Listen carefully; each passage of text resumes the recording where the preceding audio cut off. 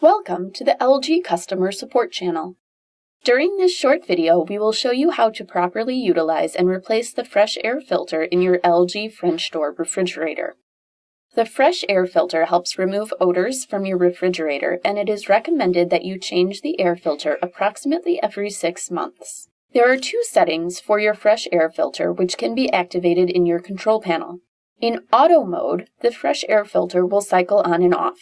If set to power mode, the fresh air filter will cycle on and off for 4 hours before automatically switching back to auto mode.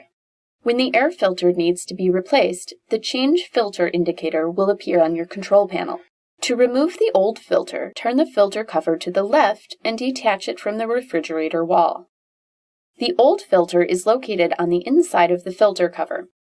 Remove the filter from the cover in order to replace it. On the new filter, the side facing outward should say front. Place it into the filter cover. To reattach the filter cover onto your refrigerator wall, turn the filter cover to the right.